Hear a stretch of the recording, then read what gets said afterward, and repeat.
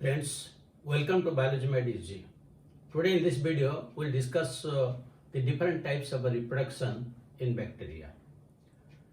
In bacteria, you'll get three types of reproduction which we can call vegetative reproduction, asexual reproduction and sexual reproduction. And let us discuss one by one. So first the vegetative reproduction. And the vegetative reproduction is by means of a binary fission. Binary fission. It is the most common type of reproduction in case of bacteria, to which it multiplies rapidly. So in binary fission, what happens? Suppose this is one bacteria, and this is the double-stranded circular DNA. Now the DNA will replicate, and the cell will elongate. The cell will elongate like this, and it will replicate into two. Then there will be constriction, and both will be separated. So one bacteria becomes two, and how much time it takes? Only 20 minutes.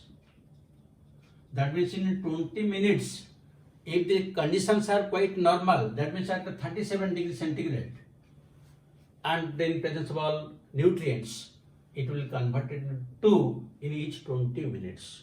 That means in 1 hour, it will be 2 to the power 3. And in 1 day, what will be the number? 24 hours into 3. So 72. So 2 to the power 72 in a number. That means one bacteria can produce 2 to the power 72 number of bacteria in a single day, provided everything is available plentifully. The nutrition, the temperature, everything is maintained. Sufficient amount of food is available. So this is the most rapid method of reproduction in case of bacteria, which is very common. If we come to the asexual reproduction, the asexual reproduction takes place usually by means of spore production.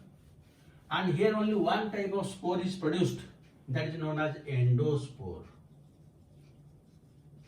Endospore, and it is produced usually in unfavorable conditions. Unfavorable conditions.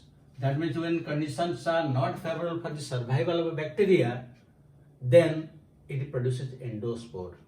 So in endospore formation, what happens? Suppose this is the bacterial wall. The entire cytoplasm shrinks. Due to loss of water, it completely shrinks and surrounded by some extra walls like a cortex and exosporium. Exosporium, and this part in between is known as cortex. And this is the cell wall. That means it sinks up on the cell wall. And due to dehydration, this spore is known as endospore because it can overcome the adverse conditions. If somebody will ask why it can overcome the adverse conditions, the answer is, in its cortex, there is the presence of calcium and dipicolinic acid. Dipicolinic acid, which gives strength to survive the unfavorable conditions. When favorable conditions will come, this will germinate to give rise to one bacteria. That way it was one, and it after the favorable condition it will be one. That means actually it doesn't reproduce, the number remains same. But why it is included under reproduction? It is because the single bacteria would have died. So at least it survived. The number remains same. It didn't die. But it is a method by which it can overcome some unfavorable conditions. That is endospore, very important. And usually the endospores are produced in gram-positive bacteria. Gram-positive bacteria like Bacillus and Clostridium. So this is the asexual mode of reproduction. Now come to the sexual mode of reproduction. In sexual reproduction, what happens? The DNA of male and female combine together. They are integrated with each other. If we think in that way, then we can tell that sexual reproduction is present. But we think in otherwise, that there is no sex organ, how we can call? Then in that case, we can tell that sexual reproduction is absent. Then if there is a mixing of DNA of two bacteria, but there is no sex organ, so we can call it as a genetic recombination. Instead of sexual reproduction, we can call it as genetic recombination. That means the genetic recombination takes place in case of bacteria. And genetic recombination is usually of three types. Genetic recombination. This is known as sexual reproduction. It is of three types, and one is the one is transformation. Transformation, and this was given by Griffith. And already you know Griffith experiment and the molecular basis of inheritance. How Griffith conducted experiments taking Streptococcus bacteria or Diplococcus pneumoniae bacteria. So here he found that there is some transforming principle, and ultimately another three scientists like Avery, MacLeod and McCarthy, they confirmed that this transforming principle is DNA. So here what happens? Now suppose in a petri dish you take two bacteria. This is one bacteria, and this is also the DNA. Now what happens in case of this transformation? Usually, if this DNA will come to outside, suppose this is the acceptor and this is the donor. Now if this DNA will come to outside to the medium, and then it will enter into this acceptor bacteria, this is known as transformation. That means the genetic material of two bacteria combined together, but there is no direct contact between them. It comes only through the medium. Then what is known as transformation.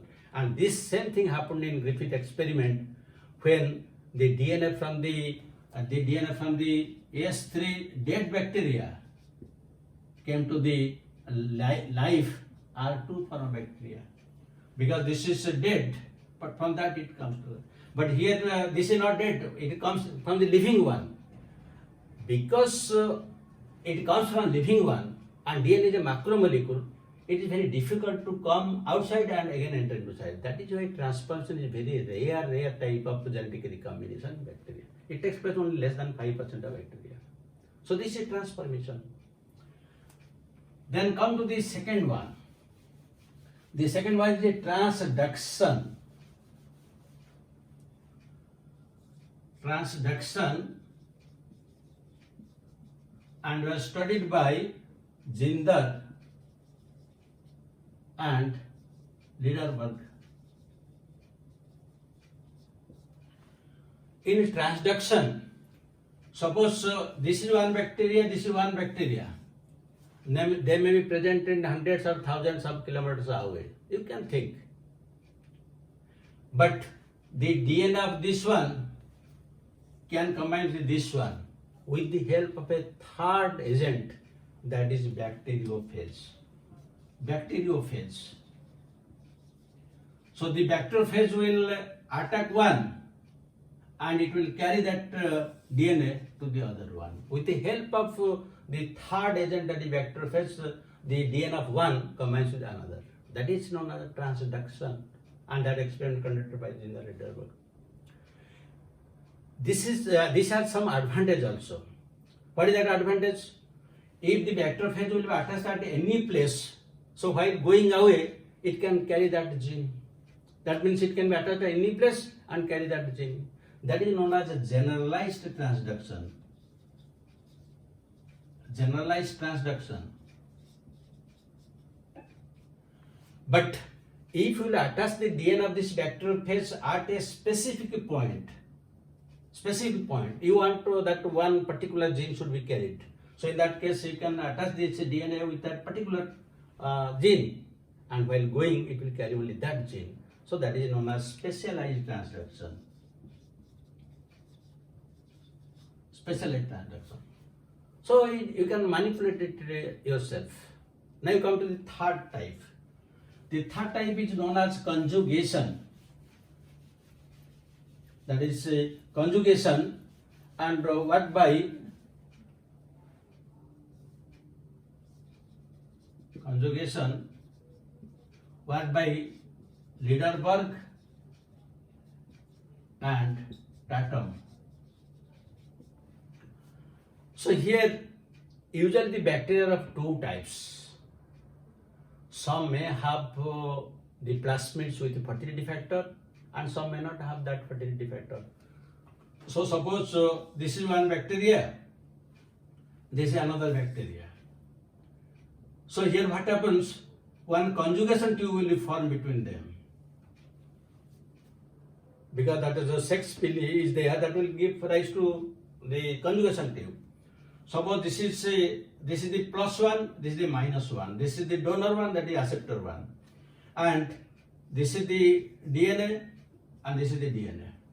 In addition to this DNA, suppose here one plasmid is there, and in a plasmid the fertility factor is there. Fertility factor is represented as F plus, so we can designate as F plus, and this is F minus, because here that plasmid with fertility factor is not there. So now a conjugation tube is formed, and what will happen? Now this plasmid with a double-stranded DNA, one of the strands will break and it will become linear, and it will move to the other one, it will reach here. So now in this side there will be single one, this side single one. Now this will replicate and it will become double, this will replicate to become double. So now it was F plus, it was F minus. Now when F plus and F minus cross together, the F minus also becomes F plus. Now this also turn to F plus, because that comes. This is known as conjugation. But remember one thing, this is not actual genetic recombination. Because genetic recombination means the DNA of one must combine the DNA of other one. But here they didn't combine with the other one. It is remained separately. So this is not true genetic recombination. Where true genetic recombination take place? Just listen very carefully. If this plasmid will be attached to this, then we'll call it as epigome. Epigome. That means now the plasmid is not there. The plasmid is not there. Now it is epigome. So in this case, we will not call it as F plus. We will call it as HFR, high frequency recombination. And the power of recombination increases 1000 times where it becomes HFR, that means the epigome is formed. Now this will break and it will move. It will move to this side. And when it will move to this side, and if it will combine again with this one, then we can tell that the DNA of this one is combined with this one. That is true genetic recombination. That means when HFR is combined with F minus, then this F minus is converted to HFR. HFR. This is a true genetic recombination, and these are known as supermales. These are known as supermales with the high power of recombination, 1000 times more than origin one.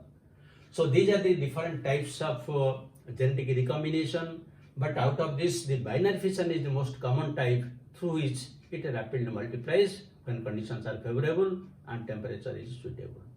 So thank you very much for watching the video. God bless you. Have a good day.